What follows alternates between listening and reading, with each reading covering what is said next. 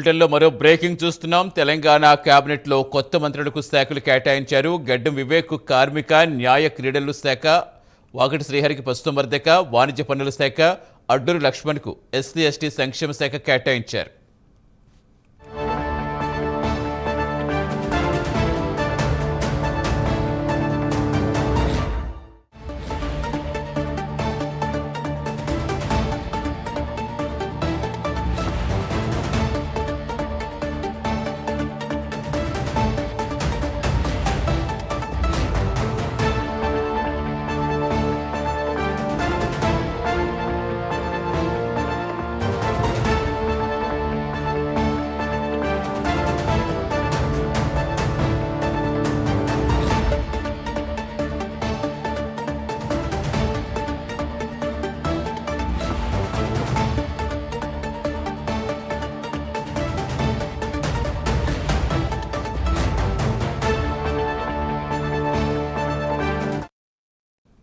పూర్తి సమాచారం ఇచ్చేందుకు మా కరెస్పాండెంట్ అజీం జతుని. అజీం, ఇన్నాళ్ల మంత్రివర్గ విస్తరణకు ఉత్కంఠగా తెరపడింది. ఎవరెవరికి ఏ శాఖలు కేటాయించారు, ఎప్పుడు బాధ్యతలు చేపట్టే అవకాశం ఉంది?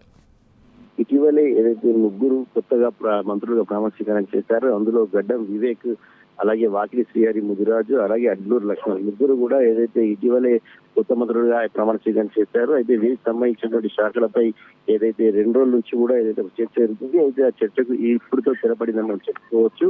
గడ్డం వివేక్ ఏదైతే కార్మిక శాఖ మరియు మైనింగ్ శాఖలు ఏదైతే కేటాయించడం జరిగింది. అలాగే వాకిలి శ్రీహరి ముదిరాజ్ కి ఏదైతే పశు సంవర్ధక శాఖ, క్రీడలు, అలాగే యువజన శాఖలు ఏదైతే కేటాయించడం జరిగింది. అలాగే అడ్లూరి లక్ష్మణ్ కి ఎస్సీ ఎస్టీ సంక్షేమ శాఖతో పాటు మైనార్టీ శాఖలకు సంబంధించినటువంటి శాఖలను కూడా కేటాయించడం జరిగింది. ఏదైతే గత 2 రోజుల నుంచి కూడా ఏదైతే సీఎం రేవంత్ రెడ్డి ఢిల్లీకి వెళ్లి ఏదైతే ఏ శాఖలపై కేటాయింపులపై ఏదైతే చర్చలు జరిపారు. సో సీఎం రేవంత్ రెడ్డి ఇటు నేరుగా తెలంగాణకు చేరుకున్న వెంటనే ఏదైతే కొత్త మంత్రులకు ఏదైతే శాఖలు అయితే కేటాయించడం కూడా జరిగింది. అయితే వీరికి ఈ శాఖల కేటాయింపుపై ఏదైతే ఒక ఉత్కంఠ ఉండేది, ఎవరికి శాఖలు కేటాయిస్తారు, ఏదైతే పాత మంత్రులకు సంబంధించిన శాఖల్లో మార్పులు చేర్పులు ఉంటాయి, మిగతా వారికి కూడా కొత్త శాఖలు కేటాయించడం అనేటువంటి ఒక చర్చ నేపథ్యంలో ఈ చర్చ అన్ని కూడా తెరపడింది. ఇప్పట్లో ఏదైతే పాత మంత్రుల శాఖల మార్పులు లేవు, కొత్త మంత్రులకు సంబంధించినటువంటి శాఖలు కూడా ఏదైతే సీఎం రేవంత్ రెడ్డి దగ్గర సుమారు 15 శాఖలు ఉన్నాయి. సో ఈ శాఖల నుంచే కొత్త మంత్రులకు కూడా శాఖలు కేటాయించడం కూడా జరిగింది. ఇదే అంశాన్ని సీఎం రేవంత్ రెడ్డి ఢిల్లీలో మీడియాతో చిట్చాట్ చేస్తూ తెలంగాణకు వచ్చే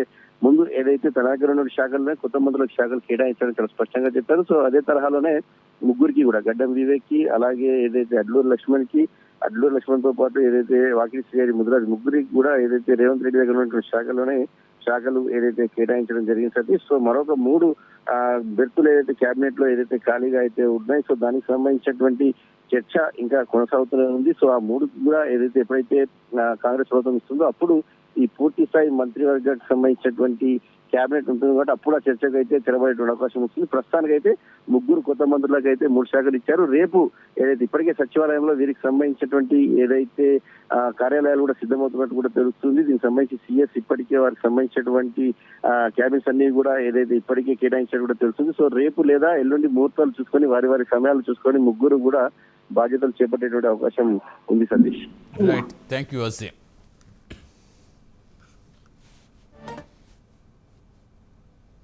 తెలంగాణలో ముగ్గురు కొత్త మంత్రులకు శాఖలు కేటాయించారు. గడ్డం వివేక్ కార్మిక గనుల శాఖలు కేటాయించగా అడ్డూరి లక్ష్మణ్కు ఎస్సీ ఎస్టీ మైనార్టీ సంక్షేమ శాఖలు, వాకటి శ్రీహరికి పశుసంవర్ధక క్రీడలు యువజన శాఖ కేటాయించారు.